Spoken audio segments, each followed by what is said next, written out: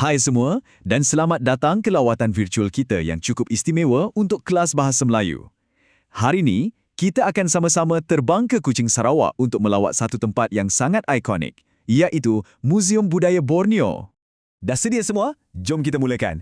Kita akan melangkah masuk ke sebuah tempat yang bukan saja besar, tapi ia ibarat sebuah peti harta karun yang menyimpan segala warisan Sarawak.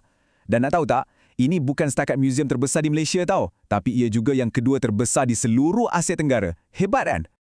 Okey, sebelum kita masuk ke dalam, cuba kita lihat dan hayati dulu seni bina bangunan ni. Cantik sangat. Reka bentuknya sendiri seolah-olah menceritakan kisahnya. Setiap lengkungan, setiap corak, semuanya diilhamkan daripada kekayaan warisan budaya dan juga hasil kraf tangan tradisional Sarawak. Memang unik. Baiklah, pengembaraan kita bermula di Aras 2. Tempat ni memang penuh dengan tenaga dan kreativiti. Ia direka khas untuk kanak-kanak dan juga kita semua yang berjiwa muda. Jom, kita bayangkan kita naik eskalator dari lobi terus ke sini. Dekat sinilah kita boleh nampak betapa seronoknya belajar tu boleh jadi. Dengan tema Sayangi Sungai Kita, galeri kanak-kanak ni ajar kita tentang kelestarian alam melalui macam-macam aktiviti interaktif. Korang boleh cuba naik perahu panjang secara virtual atau conteng je apa-apa dekat papan gergasi tu. Seronok. Oh, dan selain galeri ni, Aras 2 juga ada pusat kraft di mana kita boleh tengok sendiri betapa halusnya hasil seni tangan orang-orang tempatan. Sekarang, jom kita naik ke Aras 3. Di sini, ceritanya jadi lebih mendalam.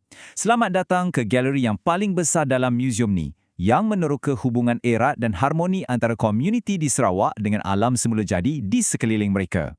Wow, tengok ni. Ini satu contoh yang sangat-sangat hebat macam mana teknologi moden boleh hidupkan semula legenda lama. Hanya dengan menggerakkan skrin interaktif ni, kita boleh saksikan sendiri kisah Puteri Santubong diceritakan melalui animasi yang cantik. Sangat-sangat kreatif. Okey, pameran yang seterusnya ni, ia menyentuh satu aspek sejarah Borneo yang mungkin ramai antara kita salah faham. Amalan memburuk kepala atau ngayau ni sebenarnya bukan hanya tentang keganasan semata-mata. Ia ada makna dari segi ritual dan sosial yang jauh lebih mendalam. Pameran ni betul-betul boleh ubah cara kita pandang perkara ni. Daripada melihatnya sebagai sesuatu yang ganas, kepada memahaminya sebagai sebahagian dari struktur sosial dan kepercayaan masyarakat zaman dulu yang sangat kompleks. Seterusnya, mari kita teruskan perjalanan merentas masa. Kita naik lagi, kali ini ke Aras 4. Di sini, kita akan lihat segalanya. Dari penemuan zaman prasejarah di gua-gua purba, sampailah ke detik pembentukan negeri Sarawak yang moden. Galeri ini menceritakan kisah Sarawak dengan cara yang jauh lebih hidup dan menarik berbanding buku teks sejarah kita. Serius, kita akan lihat semuanya dari penemuan penting di Gua Niah ke zaman Kesultanan, kemudian zaman pemerintahan unik keluarga Brooke sebagai Rajah Putih, sehinggalah detik-detik bersejarah pembentukan Malaysia. Lengkap! Dan yang ini memang antara yang paling best. Dekat sini kita boleh selak helaian sejarah secara literal tau. Buku interaktif gergasi ni guna penderia gerakan. Jadi kita hanya perlu lambaikan tangan je untuk terokai setiap peristiwa penting dalam sejarah Sarawak. Canggih kan?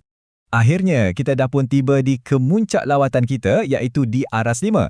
Di sinilah terletaknya Permata Mahkota hasil kraf tangan Sarawak iaitu galeri yang dinamakan Objek Idaman.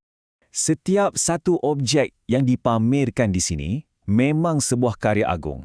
Ia bukan saja cantik dipandang, tapi setiap satunya melambangkan status, kepercayaan dan tahap kemahiran pertukangan yang luar biasa tingginya.